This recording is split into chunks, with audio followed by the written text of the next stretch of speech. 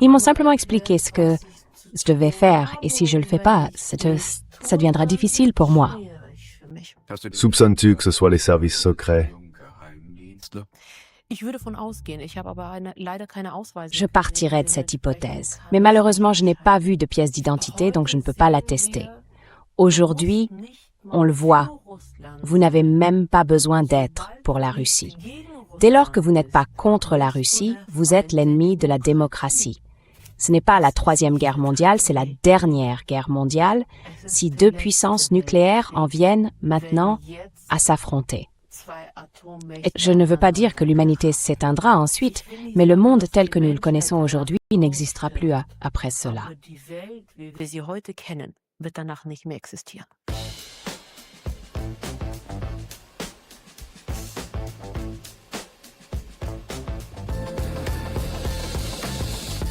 Gegen den Strom. Zur Person. Hallo bei Gegen den Strom. Bonjour et bienvenue dans À contre-courant. Nous présentons des positions et des perspectives que les médias de propagande passent sous silence. En 2024, elle a fui l'Allemagne pour la Russie, de nuit et dans le plus grand secret, avec ses 4 enfants et un chien, parce qu'elle avait des raisons de craindre que les autorités ne lui retirent ses enfants, car elle était députée de l'AfD au Parlement de Hambourg.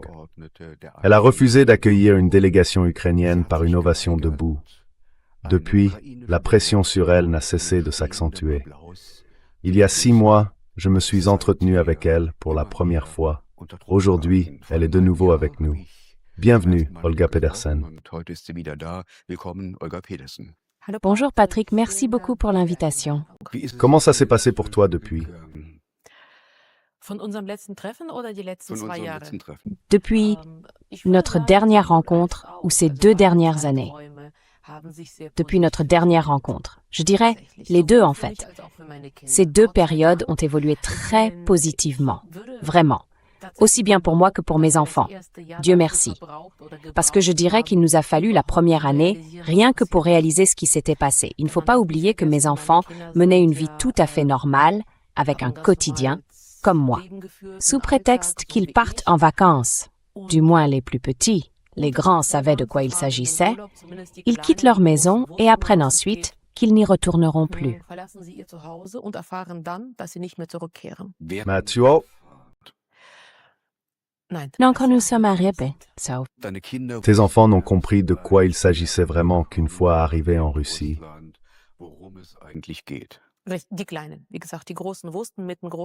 Les petits, comme je l'ai dit, les grands, eux, savaient. J'avais pris cette décision avec eux. Quand j'ai reçu les informations sur ce qui se tramait dans mon affaire, j'en ai bien sûr parlé avec mes grands et ils ont dit « D'accord, maman, alors il faut partir. Il faut faire sortir du pays les petits, ceux qui ne sont pas encore majeurs, sinon on risque que, même si ensuite nous engageons des procédures et que nous les gagnons, nous savons tous à quel point les rouages de la justice allemande peuvent parfois tourner lentement. Cela veut dire que les enfants seront soumis à une épreuve psychologique et seront traumatisés. Et je ne voulais tout simplement pas leur infliger ça.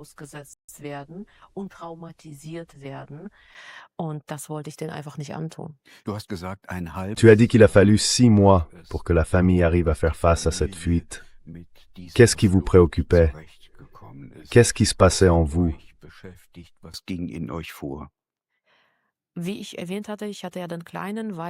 Comme je l'avais dit, j'avais le petit avec moi parce que j'espérais que nous pourrions encore passer la frontière sans aide.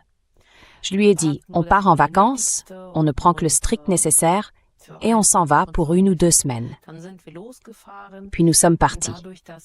Comme nous avons dû, pendant un certain temps, je dirais, nous cacher ou nous faire discrets, les enfants, même les plus petits, ont commencé à avoir une drôle d'impression. Ils demandaient, « C'est quand même de drôles de vacances, si on doit se cacher dans les forêts, quelque part au milieu des pays baltes. » Et quand nous sommes arrivés, ma grande fille a voulu le raconter tout de suite. Mais le voyage éprouvant m'avait tellement épuisée que j'ai demandé d'attendre encore un peu, parce que je voulais simplement rassembler mes pensées. noch ein bisschen zu warten, weil ich wollte einfach mich mit den Gedanken sammeln. Ich hatte in dem Moment auch während der Fahrt À ce moment-là, même pendant le trajet, je n'en avais pas la force. J'avais, pour ainsi dire, choisi entre ce qui était important et ce qui était urgent à ce moment-là. J'ai décidé de m'occuper de l'urgence, de me concentrer sur la route et de leur raconter tout ça une fois arrivé. Mais ma fille a fini par vendre la mèche aux plus jeunes enfants. Alors, complètement épuisée après 7 jours sans sommeil, j'ai dû expliquer aux enfants de quoi il s'agissait. Et ils ont soutenu ma décision. Je suis aussi très reconnaissante envers ma grande fille, parce qu'à l'époque, elle a dit quelque chose de très sage. Les petits étaient un peu, je ne dirais pas inquiets, mais bien sûr tristes parce qu'ils avaient laissé des affaires à la maison, et ainsi de suite. Alors l'aîné a dit: qu'est-ce qui est le plus important? Le plus important, c'est que la famille reste unie. Was ist das Wichtigste? Das Wichtigste ist, dass die Familie zusammenbleibt. Das hat Mama geschafft, alles andere schaffen wir. Maman a réussi ça, alors nous réussirons tout le reste. Et c'est aussi le credo qui nous a accompagnés, je dirais, presque toute la première année, pas seulement les 6 premiers mois. Nous avons accompli le plus important, nous sommes restés ensemble, nous sommes en sécurité, nous n'avons pas à nous inquiéter que l'enfant dise quelque chose à l'école qui puisse ensuite être utilisé contre moi, contre nous. Et puis, même si j'avais, disons, gagné tous les procès, je sais qu'ils ne m'auraient jamais laissé tranquille. Ils auraient continué à me harceler, je le sais. Et tout cela nous a été épargné en partant. Je dirais que les premiers mois, nous avons aussi essayé de nous installer et de nous rappeler ce que nous nous étions épargnés, et surtout ce que nous avions épargné aux enfants. Lorsqu'une représentante élue du peuple, une députée du Parlement régional comme toi, Élue directement, la dernière fois j'ai été élue au scrutin direct. lorsqu'une députée élue directement prend une décision politique et dit « Je n'accueille pas les représentants de l'Ukraine par des applaudissements debout », alors même que la présidente du Parlement donne une consigne en ce sens, il est difficilement concevable pour la majorité des citoyens allemands que cela puisse déboucher de facto sur une situation de persécution politique. Peux-tu l'expliquer?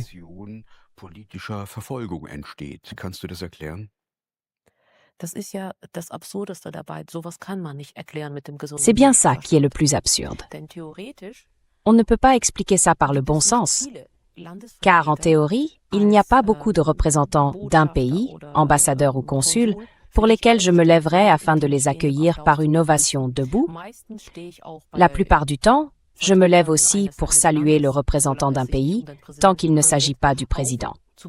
Mais si je ne salue pas cette personne personnellement, il arrive souvent que je ne remarque même pas qu'un consul entre dans la salle.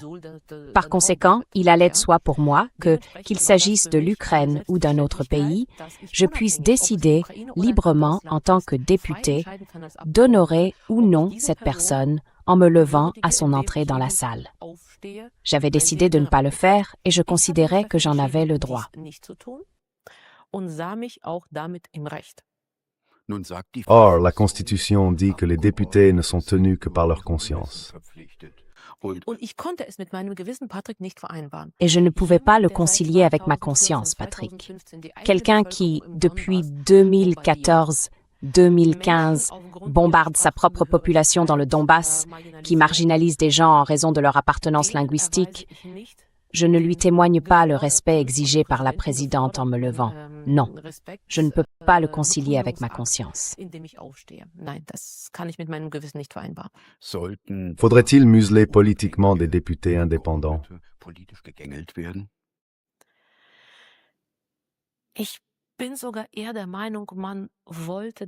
Je suis même plutôt d'avis qu'on voulait avoir cette jolie image où tout le monde, c'était encore l'époque du coronavirus, pouvait aller chercher un masque jaune ou bleu dans le foyer et les députés avaient mis ces masques rangés après rangés, donc bleu, jaune pour symboliser le drapeau ukrainien.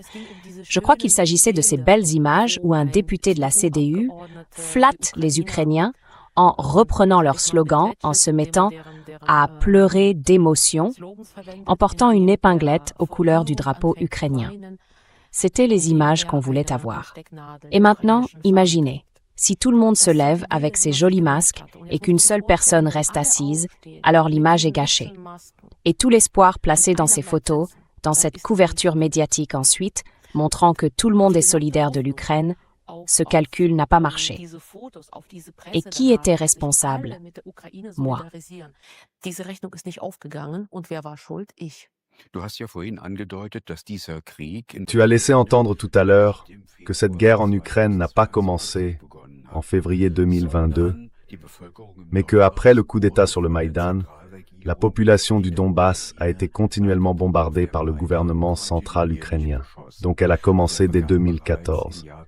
Cela devrait susciter une image éloignée des faits.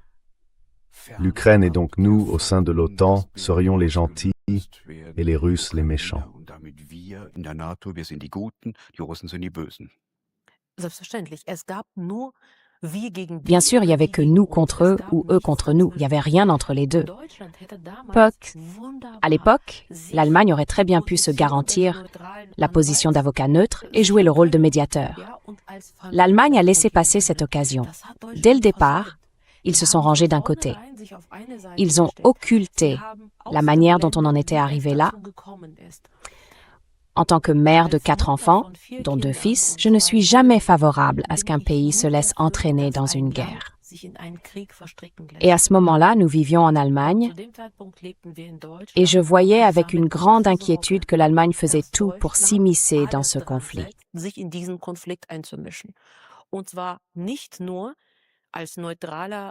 Et pas seulement comme médiateur neutre, mais en fait, idéalement avec ses propres soldats, son propre matériel au front. Et puis, quand les chars ont eux aussi été livrés, là je me suis dit, d'accord, peu importe le prochain gouvernement, il va probablement poursuivre cette militarisation, portée à la fois par la presse et par tous les lobbyistes de l'armement. On ne pourra plus l'arrêter. Car à ce moment-là déjà, l'appétit d'argent de ces groupes de pression était si grand. Et on le voit aujourd'hui dans l'évolution de l'économie allemande. C'est le seul secteur économique qui soit encore dans le vert. Lesne, L'armement. Tout le reste s'est entre-temps complètement effondré. Nous avons eu, si je ne me trompe pas, 3 années à plus ou moins 0. Ça veut dire que nous n'avons rien gagné. Enfin, l'Allemagne n'a rien gagné. Et maintenant, c'est la 4e année, si je ne me trompe pas. Ils viennent donc de revoir les prévisions à la baisse, à 0,5-0,6 de croissance économique. et maintenant, il y a la guerre contre l'Iran, et nous devons nous attendre à de nouveaux reculs économiques. Calculez. Ils sont déjà programmés, Patrick. J'admire ton optimisme. Pas besoin de calculer. Ils sont déjà programmés. Où prendre si ce n'est voler? Et l'Allemagne ne peut voler nulle part. Ils ne peuvent qu'allumer les planches à billets. Merz a d'ailleurs créé les conditions pour cela, avant même qu'il... Il est devenu chancelier fédéral, grâce aux prêts de plusieurs milliards qui avaient encore été rendus possibles par l'ancien Bundestag, pourtant désavoué par les électeurs. C'est exact.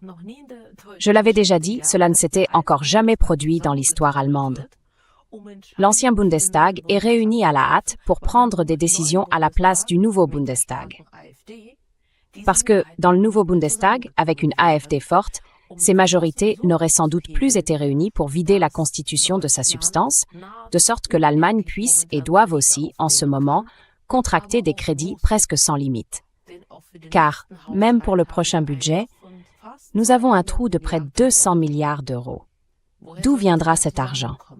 Pourtant, 90 milliards sont maintenant transférés à l'Ukraine et l'Allemagne y prend en pourcentage la plus grande part.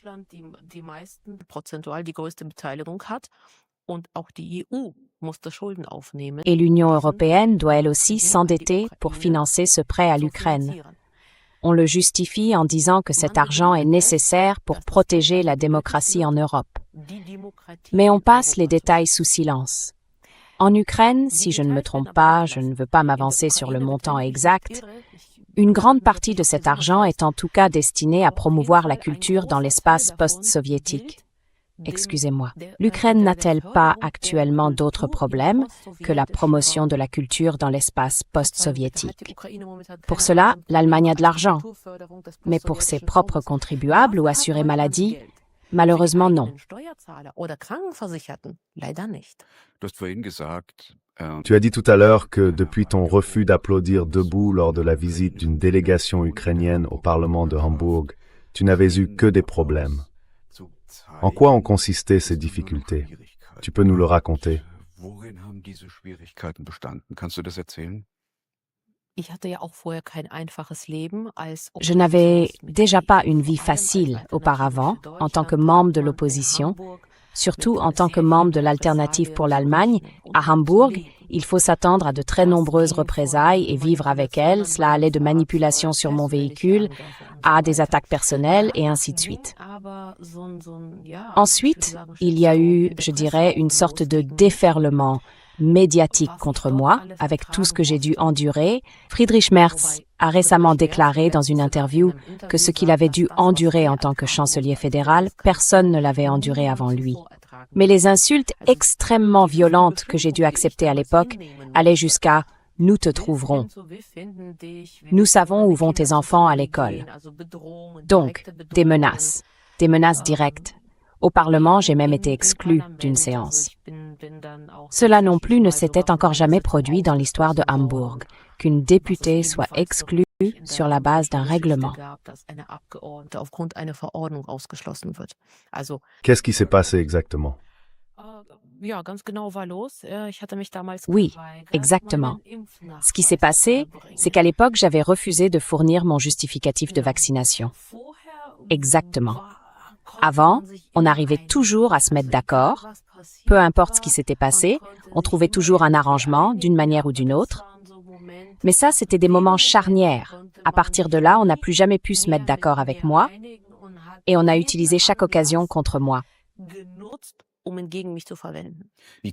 Comment la situation a-t-elle pu dégénérer à ce point pour que tu décides de fuir l'Allemagne?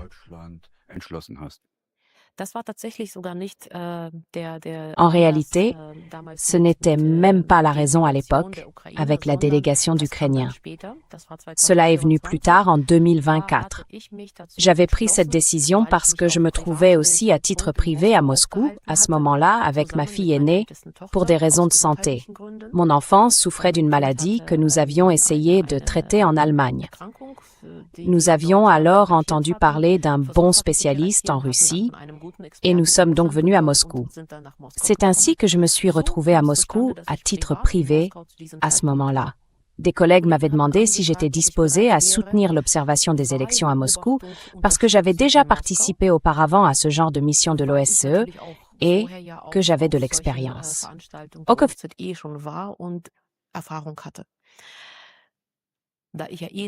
Comme j'étais de toute façon à Moscou, j'ai accepté.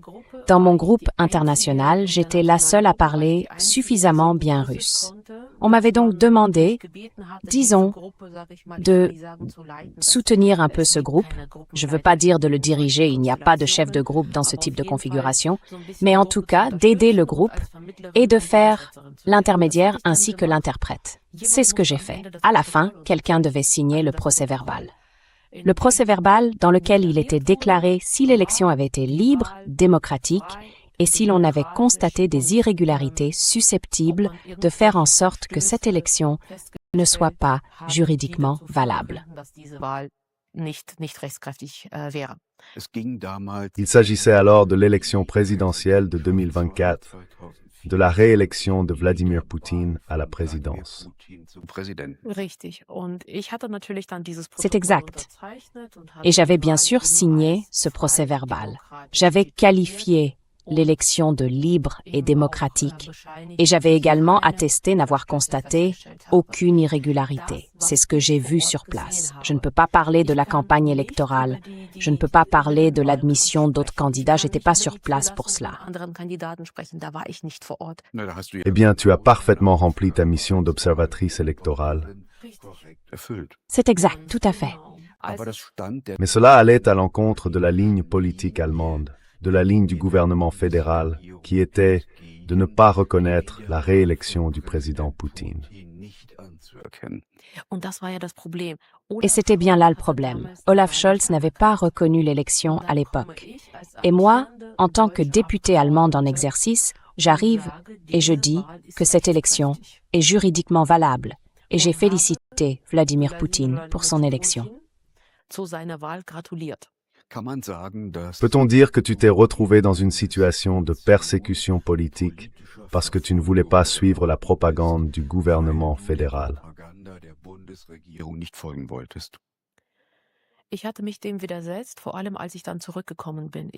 Je m'y étais opposée, surtout quand je suis revenue.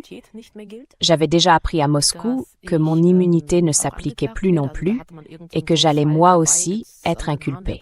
Alors ils avaient monté de toutes pièces une affaire quelconque, mais elle a ensuite disparu. Puis ils ont inventé de nouvelles affaires sur tout ce que j'aurais soi-disant mal fait. Et quand je suis arrivée à Hambourg, j'y ai été immédiatement confrontée. On m'a demandé de prétendre que j'avais signé ce procès-verbal sous pression en Russie et de déclarer maintenant, dans une Allemagne soi-disant libre, sans aucune pression et de mon plein gré, que tout ce que j'avais dit et signé là-bas était faux.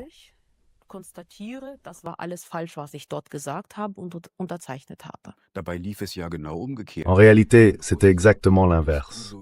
En Russie, comme tu le racontes, tu pouvais travailler librement et aussi mettre par écrit tes observations sur l'élection présidentielle, tandis qu'en Allemagne, tu as subi des pressions. C'est exact. On m'a aussi accusé d'avoir été payée par le Kremlin pour ça. Vrai ou faux? C'est pour ça que dans beaucoup d'interviews à la télévision russe, je cite cette célèbre phrase de Poutine. Lors d'un forum économique, on l'avait interrogé sur ses relations difficiles avec certains pays, notamment avec l'Ukraine à l'époque, juste avant le conflit. Et Poutine avait demandé, « D'accord, nous sommes ici à un forum économique. Alors, où va l'argent? Où est l'argent? Vous nous devez de l'argent, alors payez, s'il vous plaît. » C'est donc une phrase que j'utilise très souvent à la télévision russe. Je demande, si j'ai vraiment été payé, soi-disant par le Kremlin, pourquoi cet argent ne m'est-il jamais parvenu? Car il y aurait soi-disant des preuves que le Kremlin a payé de l'argent pour cela, mais pas à moi. Je n'ai pas reçu un centime jusqu'à aujourd'hui. J'attends toujours.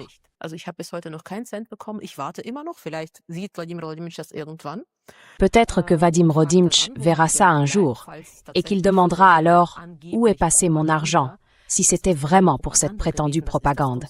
Ce n'était pas de la propagande, c'était le constat des faits. Je ne peux attester que de ce que j'ai vu sur place.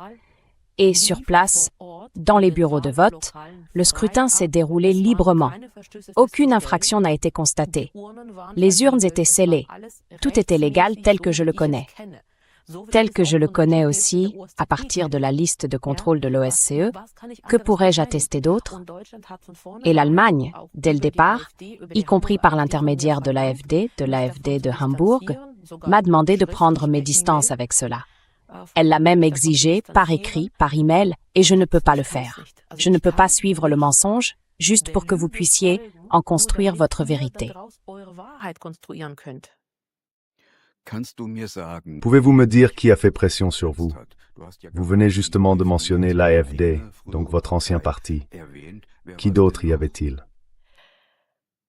Oui, comme je les appelle, de bons hommes en civil. Cela m'intéresse. Oui, c'était les personnes qui ont parlé avec moi à mon arrivée. Elles ne sont pas vraiment présentées. Elles m'ont simplement expliqué ce que je devais faire. Et si je ne le fais pas, alors ça va devenir difficile pour moi. Soupçonnes-tu que ce soit les services secrets? Je partirai de ce principe. Mais malheureusement, je n'ai pas vu de pièce d'identité. Par conséquent, je ne peux pas tester. Comment ça s'est-il passé à l'AfD?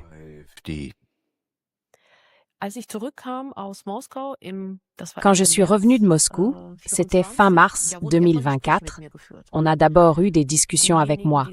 Ceux qui s'en souviennent, je n'ai été exclue du groupe qu'en mai. qu'en mai. À l'époque, des journalistes et d'autres personnes impliquées ont demandé pourquoi avoir attendu si longtemps. Tu es revenu fin mars et on ne t'a exclu qu'en mai. Si ce que tu avais fait était censé être si grave, tu aurais dû être exclu immédiatement. Non, on a négocié avec moi. Nein, man hat mit mir verhandelt. Man hatte Angebote gemacht, On m'avait fait des propositions, on avait essayé en quelque sorte de me récupérer, entre autres parce qu'en Allemagne, j'ai toujours été connue pour parler franchement et dire ce que je vois réellement sur place et non pas ce qu'on exige de moi. Dans ce cas, je préfère ne rien dire du tout, ne pas y aller et ne pas regarder. Mais je ne peux pas attester de quelque chose qui n'est pas vrai. Et m'exclure immédiatement aurait bien sûr été, pour eux, un mauvais coup sur le plan de la propagande. Alors ils ont d'abord essayé de me récupérer, avec des promesses de tout ce que j'obtiendrais si je le faisais. Donc on a essayé de t'acheter. Eh bien, qu'est-ce que ça veut dire corrompre? Il y a corruption quand on vous propose de l'argent ou des avantages. Moi, on m'a proposé des places sur la liste, on m'a proposé des mandats pour lesquels on m'aurait fait candidat, etc. Y a-t-il eu d'autres représailles auxquelles tu as été exposé au-delà de l'AfD?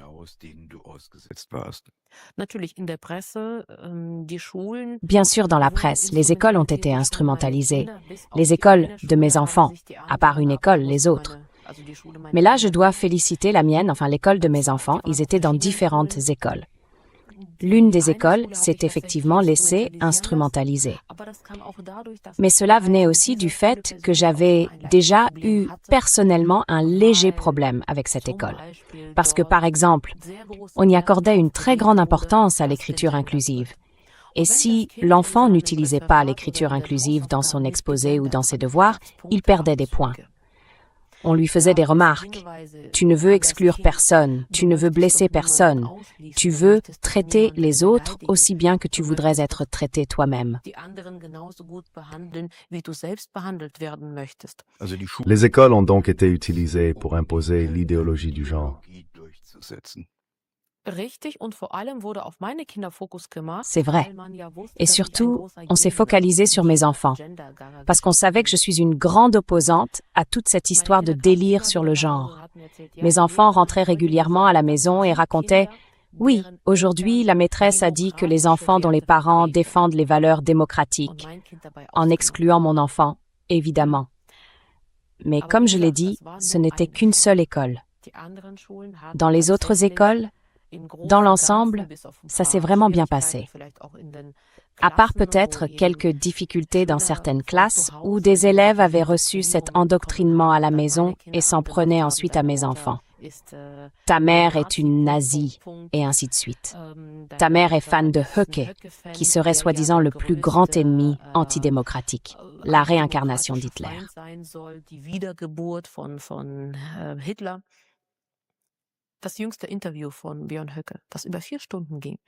La récente interview de Björn Höcke, qui a duré plus de 4 heures, je l'avais regardée, et même les services de protection de la Constitution n'ont rien trouvé qui leur aurait permis d'arrêter Björn le lendemain. Autrement dit, on a utilisé cet épouvantail fasciste pour monter aussi des enfants, depuis chez eux, contre mes enfants. Mais nous avons toujours pu apaiser ces conflits isolés par des discussions, en séparant les enfants. Une école s'est entièrement prêtée à cela, s'est laissée instrumentaliser, et elle est même allée jusqu'à attester auprès des services de protection de l'enfance que cet enfant était négligé par moi ou qu'il y avait abandon, si je ne me trompe pas, c'était écrit ainsi. J'ai 4 enfants, et seule cette école a établi cette attestation. Était-ce une tentative déguisée de culpabilité par association familiale? Entre autres, bien sûr. C'est cette culpabilité collective que nous voyons encore aujourd'hui, par exemple en politique, où le monde essaie en quelque sorte de se réinventer. L'Europe surtout cherche sa place dans ce nouveau monde. Le monde évolue vers un nouvel ordre mondial multipolaire. Et l'Europe craint sans doute de ne pas trouver sa place dans ce nouveau groupe. Trump les laisse attendre dans le couloir, il ne parle pas du tout avec la Russie. Alors, que font-ils? Ils déclarent la Russie ennemie.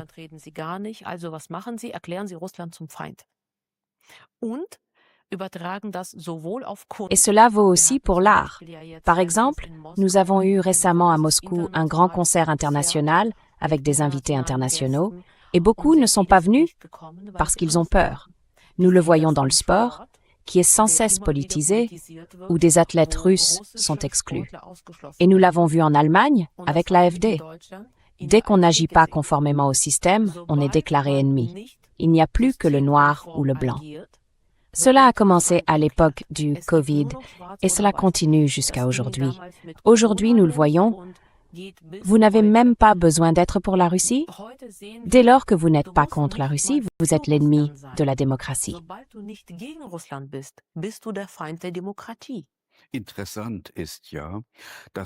Ce qui est intéressant, c'est qu'aujourd'hui, beaucoup de ceux qui ne suivent pas la propagande du gouvernement en faveur d'une confrontation avec la Russie, ni la mise en scène autour du Covid, sont exposés à des représailles massives.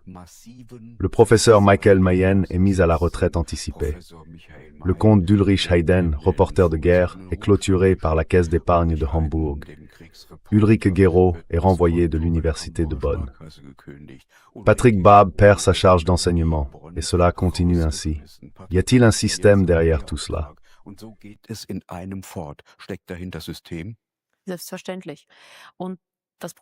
Bien sûr.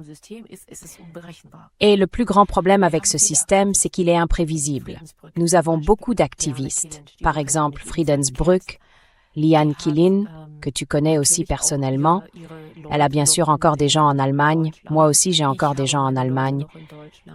Pendant un temps, ils pouvaient même faire des allers-retours. Maintenant, nous ne le faisons plus. Par souci, par peur, parce que nous savons que ces gens sont alors dans le viseur. Et nous ne savons jamais quand ils frapperont, ni où ils frapperont. Ça commence par le blocage des comptes et ça peut aller jusqu'à la détention. Ou bien, et il faut malheureusement le dire ainsi, nous avons déjà eu des décès dans des circonstances mystérieuses. Je ne veux pas tomber dans la théorie du complot. Mais lorsque des personnes de nos milieux meurent et que nous ne savons pas pourquoi, alors nous posons des questions. Et malheureusement, non seulement nous n'obtenons aucune réponse, mais on nous interdit de poser ces questions. Et là, toutes mes sonnettes d'alarme se mettent à retentir. Si l'AfD participe à cette pression sur vous, diriez-vous avec le recul que l'alternative pour l'Allemagne est déjà corrompue par le transatlantisme et par l'OTAN? Je ne mettrai pas l'AfD tout entière dans le même sac.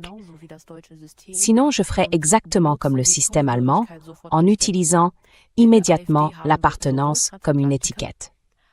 À l'AfD, nous avons à la fois des transatlantiques et des gens de bon sens qui comprennent que les relations germano-russes sont avant tout importantes pour l'Allemagne, surtout les relations économiques.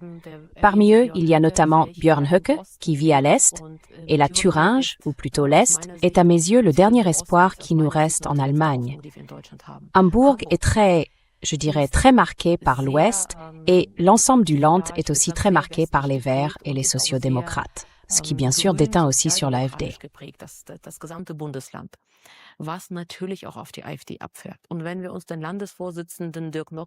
Et si nous regardons le président régional Dirk Nockemann à Hambourg, il a déjà représenté 6-7 partis. Il a été au SPD, il a été à la CDU. Alors, qui cet homme représente-t-il? L'AfD? C'est discutable. À l'époque, j'ai adhéré à l'AfD pour les intérêts de l'Allemagne, pas pour les intérêts de la Russie. Je dois le dire très honnêtement. Mon objectif, c'était d'aider l'Allemagne sur le plan économique, social et en matière de sécurité par ma contribution. Et pour l'Allemagne avant tout, il est nécessaire d'entretenir des relations amicales aussi bien avec les États-Unis qu'avec la Russie. Dans chaque parti, nous trouverons des gens qui se spécialisent très fortement dans le fait de choisir qu'un seul camp, y compris dans leur politique quotidienne. darauf spezialisieren, sich nur für eine Seite zu entscheiden, auch in ihrer alltäglichen Politik. Und wir werden aber auch sowohl in der AfD als auch in anderen Parteien. Mais nous trouverons aussi bien à l'AfD que dans d'autres partis. À la CDU, je connais aussi des gens, et chez Die Linke également, des personnes qui se concentrent sur ceci. Qu'est-ce qui nous relie à la Russie et non pas qu'est-ce qui nous en sépare. C'est pourquoi, pour l'Allemagne, je dirais effectivement que l'AfD est l'un des derniers espoirs qui restent. Pour les relations germano-russes, en revanche, je crains que cela n'aide pas beaucoup.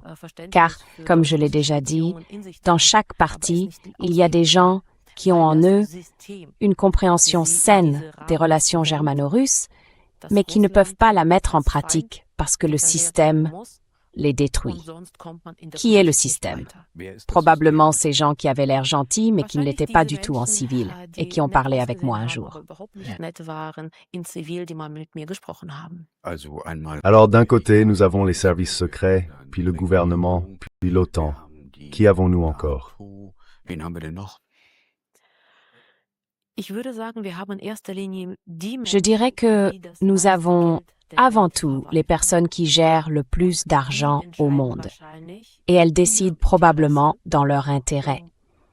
Pour l'heure, oui, je dirais que économique n'est probablement pas le bon mot, car ces personnes ont tellement d'argent qu'elles ne pourraient plus le dépenser de toute leur vie.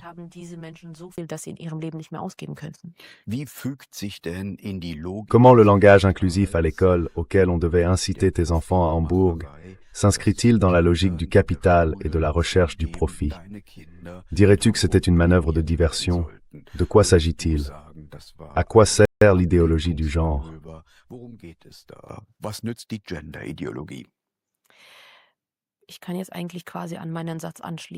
Je peux enchaîner avec ce que je disais. Ces gens ont tellement d'argent qu'ils ne pourront plus le dépenser de toute leur vie. Imagine un peu, Patrick. Tu as tellement d'argent que, quoi que tu dépenses, il y en a toujours davantage, automatiquement. L'argent produit toujours plus d'argent. Il se multiplie. Alors, qu'est-ce que tu fais? Tu n'as pas de souci d'argent et tu n'en auras plus jamais. Tu commences à jouer. Après être peut-être devenu parfait aux échecs, ça finit aussi par t'ennuyer. Il te faut quelque chose de nouveau. Alors, tu commences à déplacer de plus grandes pièces sur l'échiquier. Peut-être des êtres humains, peut-être des continents entiers.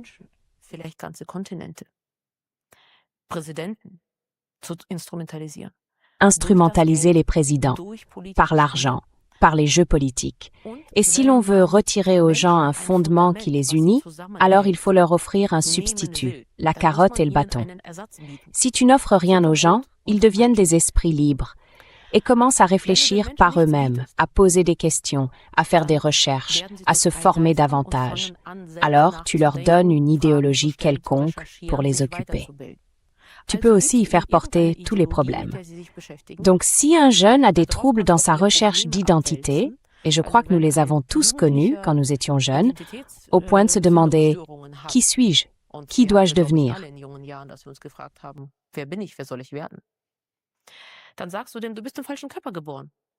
Alors tu lui dis, tu es né dans le mauvais corps. Et le voilà occupé avec ça pendant un certain temps. Le mieux, c'est encore de lui donner des bloqueurs de puberté pour qu'il ne puisse plus se reproduire plus tard. Ils sont occupés entre eux, cette communauté. Entre eux, ils commencent déjà à se disputer. Alors, il y a 12, 13, 40, 300 ou 600 genres. Ils se battent déjà entre eux et n'arrivent pas à se mettre d'accord. Merveilleux.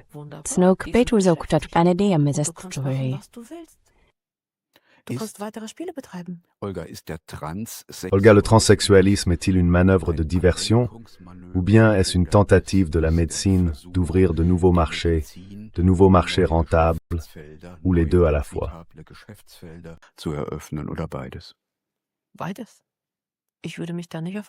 Les deux. Je ne prendrai pas parti pour un côté. Bien sûr, il y a d'abord l'occupation. Deuxièmement, c'est une idéologie que tout le monde suit. Les gens s'en occupent. L'être humain ne peut pas ne pas penser. Ça ne marche pas. Alors, donnez-lui quelque chose à réfléchir, quelque chose dont il puisse s'occuper. Comme un enfant. Les parents le savent. Si vous voulez faire quelque chose à la maison, votre enfant doit être occupé pour ne pas vous déranger.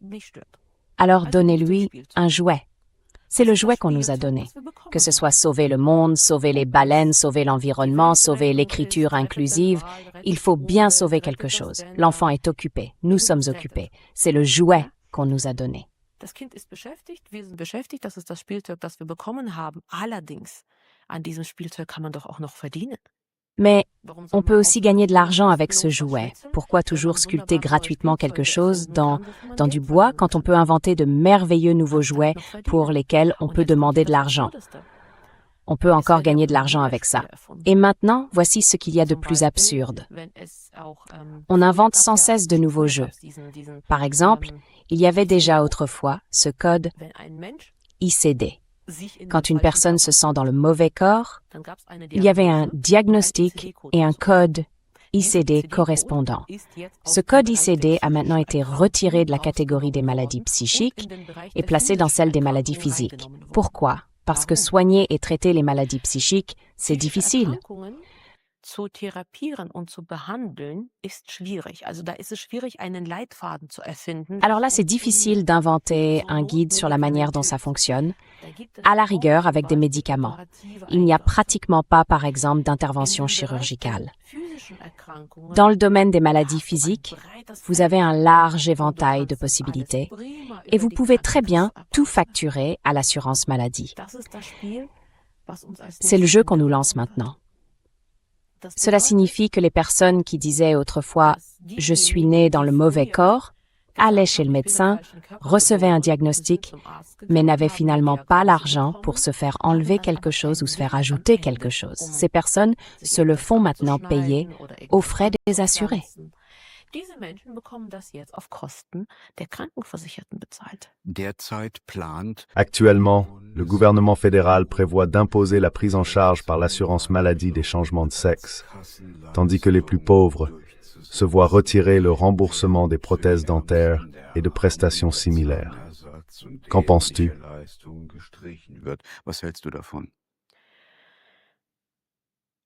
Was soll man dazu sagen, Patrick? Das ist, Qu'est-ce qu'on est censé dire à ça, Patrick?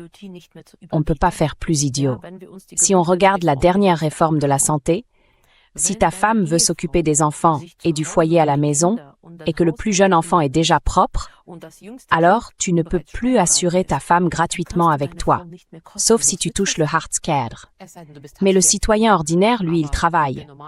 Il ne peut plus assurer sa femme gratuitement avec lui. Il doit payer pour elle.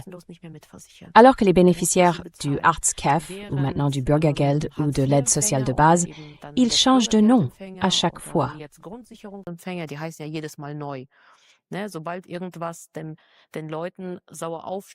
Dès que quelque chose déplaît aux gens, on le rebaptise. On ne le change pas. On ne règle pas le problème. On le rebaptise. Sa femme est assurée gratuitement. Lui-même est même couvert par ton assurance à tes frais. Et c'est toi qui payes pour lui. Ta femme, elle, non. Et dans cette situation, réduire encore les jours d'arrêt maladie, réduire encore les prestations, alors que d'autres peuvent se faire payer des changements de sexe, alors que les demandeurs d'asile, ou plutôt les demandeurs d'asile, peuvent aussi se faire payer des prothèses dentaires. Augmenter encore tes cotisations et te faire payer aussi pour sa femme. Honnêtement, je ne comprends pas que les Allemands continuent à se taire face à ça. Dass die Deutschen dazu immer noch schweigen, verstehe ich ehrlich gesagt nicht.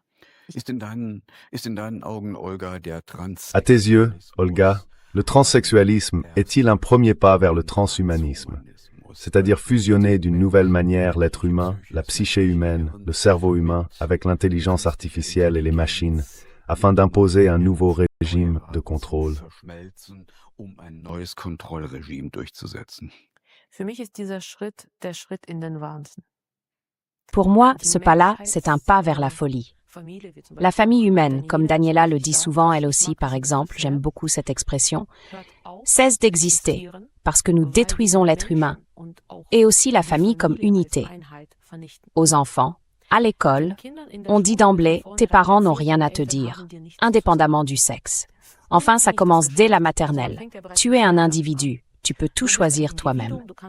Tes parents ne doivent pas t'inculquer quel sexe tu as, quelle préférence tu devrais avoir. Dès la maternelle, on transforme les enfants en machines et on leur enlève tout ce qui est humain. Comment fait-on cela? En proposant par exemple des salles de masturbation. Quand à l'époque je m'en indignais encore en Allemagne, on me répondait « Allez, qui ne connaît pas les jeux du docteur à la maternelle ?» Wer kennt die Doktorspiele aus dem Kindergarten nicht?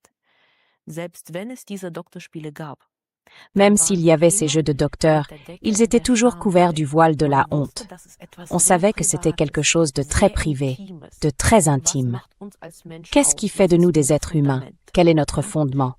Cette humanité était toujours présente en nous. On cherche à déshumaniser en réduisant chaque enfant à un simple corps de chair, à une machine. Ce n'est qu'une machine. Voici les boutons sur lesquels tu dois appuyer. Tu apprends ça dès l'âge de 3 ans. Pour cette sensation, tu appuies sur ce bouton. Pour cette sensation-là, tu appuies sur cet autre bouton. Il n'y a plus d'intimité. Il n'y a plus rien de ce qui est nécessaire à la constitution, oui, je dirais de l'humanité, de la société. Tout cela est retiré par de tels jeux, par cette idéologie du genre. Si l'on te retire même ton sexe, que te reste-t-il encore en tant qu'être humain? Le philosophe social et historien russe Andrei Forsov affirme que le transhumanisme fait partie d'un programme de contrôle et de réduction de la population. Il écrit, je cite, « 2 milliards de personnes sont plus faciles à contrôler que 8. » Seriez-vous d'accord avec cela? Würdest du dem zustimmen? Ich mag nicht, wenn man den Begriff Transhumanismus so Je n'aime pas quand on interprète aussi mal le terme de transhumanisme. À l'origine, il n'a pas été conçu comme quelque chose de mauvais. De la même manière, la propagande n'est pas un mauvais outil en soi. C'est simplement un outil pour formuler une opinion de société, pour formuler un mouvement de société. On peut aussi l'utiliser pour faire le bien. Et le transhumanisme aussi peut et doit être utilisé à de bonnes fins. Mais ce que nous voyons, c'est que cela est sans cesse transformé. Ces termes aussi sont transformés. Au départ, on les présente de manière positive. Puis dans cette positivité, on vient greffer ce qu'il y a de plus inhumain. Comme aujourd'hui, quand on veut éduquer et façonner les gens pour en faire des machines. Comme nous le voyons aussi en Allemagne, par le manque d'éducation, pour qu'ils s'abrutissent, pour qu'ils ne posent plus de questions, afin de pouvoir ensuite les sacrifier, par exemple, sur un quelconque front iranien ou dans l'intérêt de Mme der Leyen.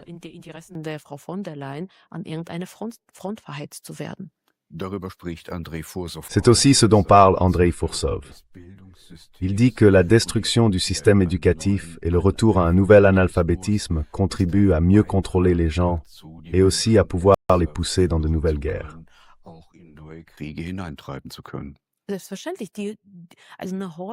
Bien sûr, un troupeau de moutons est toujours plus obéissant que le plus petit groupe de personnes instruites. Et si l'on éduque les gens pour en faire ces moutons, en les privant d'instruction, je le répète sans cesse, c'est l'une de mes formules préférées que j'employais déjà en Allemagne il y a 15 ou 20 ans, quand je disais « Les gens, si nous continuons comme ça avec le système éducatif, un jour, il sera écrit sur le diplôme de fin d'études. Il est propre. » C'est là qu'on finira par y arriver. Les gens apprennent de moins en moins. Nous avons des écoles où en 3e année, les enfants ne savent même pas vraiment lire et écrire. Tu vis désormais en Russie. Oui? Est-ce que c'est différent là-bas? Là-bas, c'est différent. Et mes enfants ont aussi passé les premiers mois à pleurer parce que c'était beaucoup plus éprouvant pour elles, surtout avec le retard qu'elles avaient ramené d'Allemagne. À l'époque, ma fille aînée était en 4e et la plus jeune était en CM2. Enfin, parmi mes filles, la plus jeune était en CM2. Et ma fille, qui était en 4e, a vu en Russie le programme de sa sœur, en CM2. Et elle a dit, nous, on avait ça en Allemagne en 4e. Autrement dit, dans beaucoup de matières, pas dans toutes, il manque au moins 2 ans, voire parfois 3 ans. En Russie aussi, au CIMA, encore beaucoup des élèves. Ils en demandaient vraiment beaucoup, à tel point que nous avons effectivement été obligés de prendre aussi des cours de soutien parce que les enfants n'arrivaient pas à suivre, pas parce qu'ils étaient si mauvais en Allemagne, mais parce qu'il y avait aussi, bien sûr, dans une certaine mesure, la barrière de la langue. Il faut aussi enlever quelques points pour ça. Et puis le programme scolaire en Allemagne était en retard. Il faut vraiment le constater. Aujourd'hui, après environ 1 an d'école, ils ont rattrapé leur retard. Au début, ils étaient en ligne, ils avaient que des cours en ligne, et là, on s'est rendu compte, d'accord, ils n'arrivent absolument pas à suivre.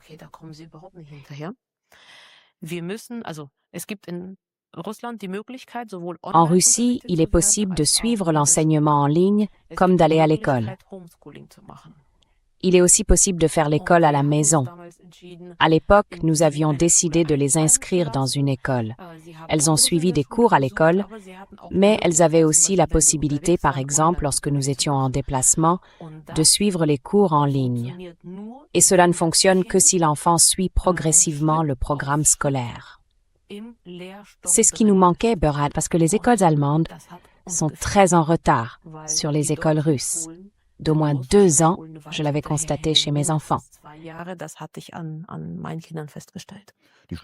La conclusion serait donc qu'en Russie, le niveau d'éducation est désormais plus élevé qu'en Allemagne.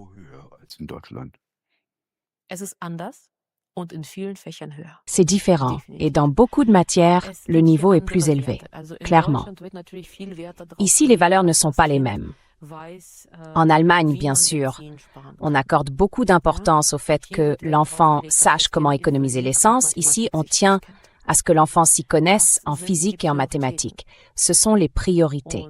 Et dans ces matières, les enfants en Russie sont plus avancés. Par exemple, quand mes enfants ont parlé du fait qu'il existe tant et tant de genres, les enfants russes n'ont absolument pas compris de quoi il s'agissait. Pas parce qu'ils ne sont pas instruits dans ce domaine, mais parce qu'ils savent que c'est une pseudo-science. Comme il y en avait, par exemple, sous le Troisième Reich, où l'on enseignait justement la germanité comme matière scolaire. C'est une pseudo-science qui n'existe pas. Et c'est pour cela que ce n'est pas en Russie.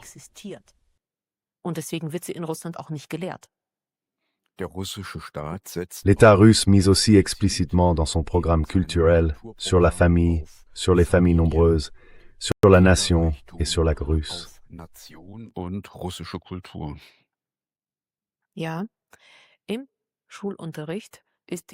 Oui, à l'école, les enfants ont chaque lundi 1 heure de cours consacrée uniquement à l'actualité du pays. On y chante l'hymne. Quand on chante chaque semaine l'hymne du pays dans lequel on vit, on crée automatiquement un lien avec ce pays. En Allemagne, on retire cela aux enfants. Même aux enfants bien intégrés qui viennent d'autres horizons culturels, on ne donne même pas la possibilité de s'identifier au pays dans lequel ils vivent.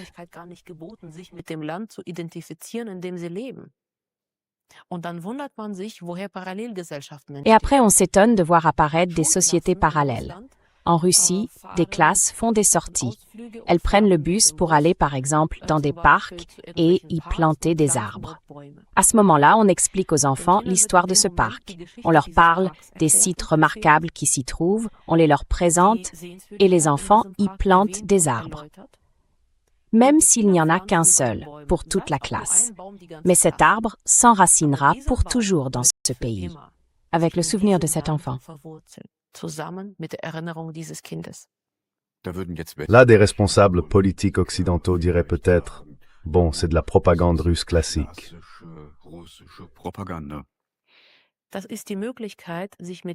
C'est l'occasion de se confronter au pays dans lequel on vit.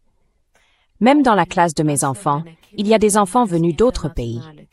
Il y a des enfants d'Espagne et aussi des pays post-soviétiques, qui ne sont ici que temporairement parce que leurs parents travaillent ici. Ils repartiront probablement un jour, mais ils se souviendront toujours de cet arbre.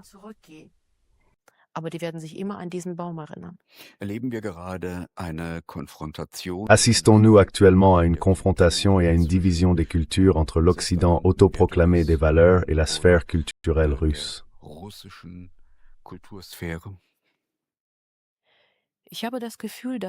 J'ai le sentiment que l'Allemagne ne veut pas que qui que ce soit aime ce pays, et surtout pas les Allemands eux-mêmes.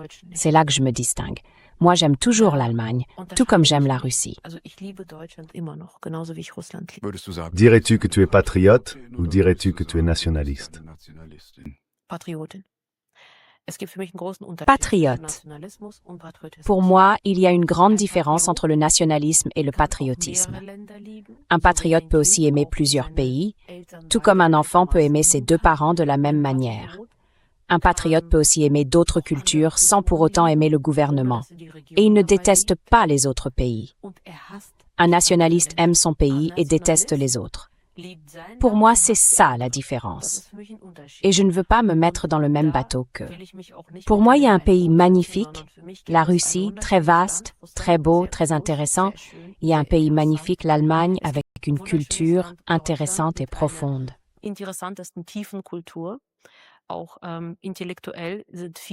Sur le plan intellectuel aussi, beaucoup d'Allemands sont entrés dans l'histoire comme des personnes vraiment exceptionnelles, et personne ne peut me forcer à aimer un pays plus qu'un autre. Mais j'ai l'impression qu'en Allemagne, on veut non seulement inculquer aux gens la haine des Russes et de la Russie, mais aussi la haine de leur propre pays. Et ça, je ne peux pas le comprendre. La Russie veut que tous ceux qui viennent en Russie aiment la Russie. Elle est accueillante. Les enfants qui vivent ici plantent des arbres ici. Franchement, si un jour cet enfant retourne adulte dans son propre pays et que son pays veut soudain déclarer la guerre à la Russie, tu crois qu'il voudra larguer des bombes sur les arbres qu'il a plantés autrefois?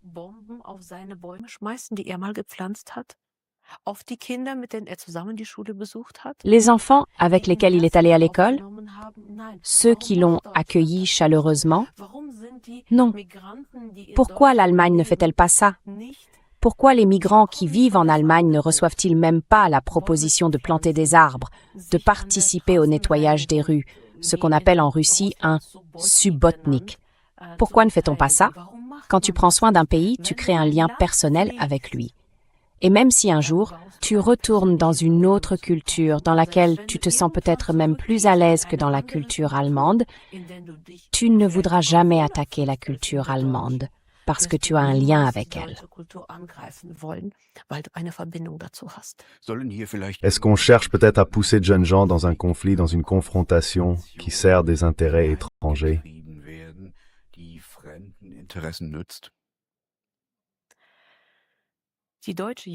La jeunesse allemande doit aujourd'hui être instrumentalisée pour servir les intérêts des mondialistes, des bailleurs de fonds de Merz et compagnie. Et Merz était chez BlackRock, et ce sont de grands investisseurs financiers américains. Entre autres, l'industrie de l'armement.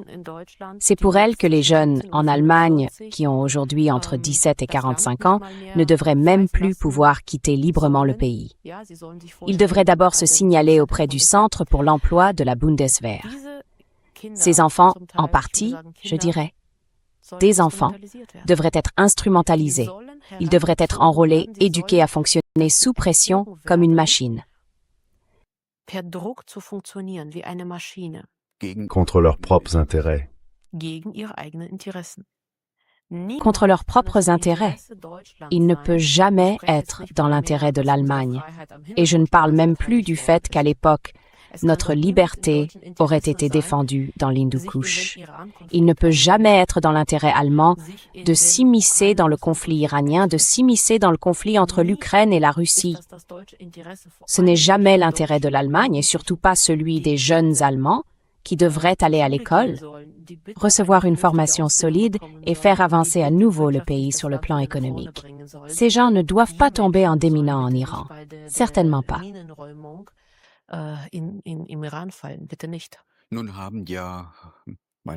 À ma connaissance, tous les détenteurs de mandats et responsables russes qui se sont exprimés sur le sujet ont dit que la Russie ne voulait pas attaquer les pays de l'OTAN, et en particulier pas l'Allemagne. Pourtant, cette idée continue d'être largement diffusée en Allemagne par des partis intéressés, et beaucoup de gens y croient. À quoi l'attribues-tu? Diese Nachricht wird forciert immer wieder Ce message est martelé sans cesse, en passant sous silence, que l'Ukraine a déjà attaqué des pays de l'OTAN, même si c'était par erreur. L'Ukraine a déjà laissé s'abattre des drones sur des pays de l'OTAN. On a fait preuve de compréhension parce que ce serait soi-disant produit par erreur. Pendant qu'en Allemagne, on ne cesse de propager l'idée que la Russie est massée à la frontière et qu'elle veut envahir l'Allemagne. Franchement, dans quel but? Deutschland überrennen möchte. Ganz ehrlich, wozu? À qui cela profite-t-il? Wem nützt es? Die Russen haben den Sieg über Deutschland. À qui cela profite-t-il? Les Russes ont la victoire sur l'Allemagne. Elle sera de nouveau célébrée le 9 mai. Ils ont une victoire. Pourquoi laisser à nouveau un conflit dégénérer et déclencher une guerre? On dit toujours si joliment qu'il faudrait empêcher la Troisième Guerre mondiale. Ce n'est pas la Troisième Guerre mondiale, c'est la dernière guerre mondiale si deux puissances nucléaires s'affrontent maintenant. Je ne veux pas dire l'humanité s'éteindrait après cela, mais le monde tel que nous le connaissons aujourd'hui n'existera plus. Nous devons en avoir conscience. Das müssen wir uns vor Augen führen. Quelle perspective vois-tu désormais pour toi en Russie? Tu as vécu ici longtemps. Et quelle perspective vois-tu aussi pour tes enfants?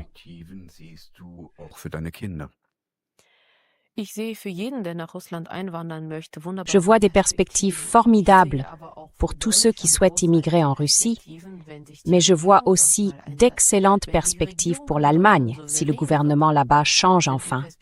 Si le gouvernement allemand devient souverain, les perspectives pour l'Allemagne seront formidables. Si les Allemands comprennent enfin, lorsqu'ils vont voter, qu'ils doivent élire les partis qui défendent les intérêts allemands. Ces partis n'ont même pas besoin d'être favorables à la Russie, ni favorables aux États-Unis. Ils doivent être les amis de la population allemande. Si nous parvenons à faire en sorte que l'Allemagne redevienne souveraine, alors les perspectives en Allemagne et dans toute l'Europe seront très importantes. Surtout aussi pour les gens qui font la navette, comme le faisaient auparavant les hommes d'affaires.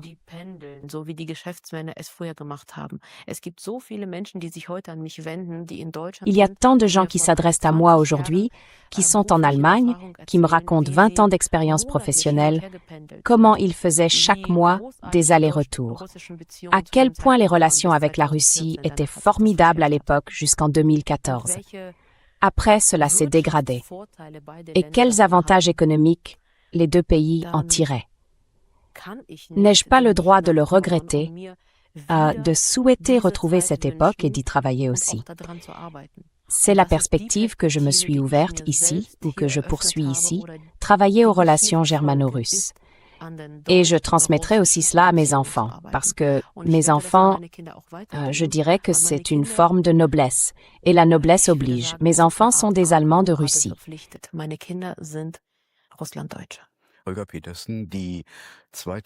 Olga Petersen, qui a fui l'Allemagne vers la Russie en 2024 avec ses 4 enfants et un chien, déclare « Je travaille au renforcement des relations germano-russes. En Allemagne, les enfants sont élevés dans un esprit transhumaniste et mondialiste. C'est une impasse. Et elle voit pour elle-même de bonnes perspectives ici, en Russie. Merci beaucoup pour cela. Nous, à Gegendenstrom, nous présentons des positions et des perspectives que les médias de propagande passent sous silence. Welche die Propagandamedien verschweigen.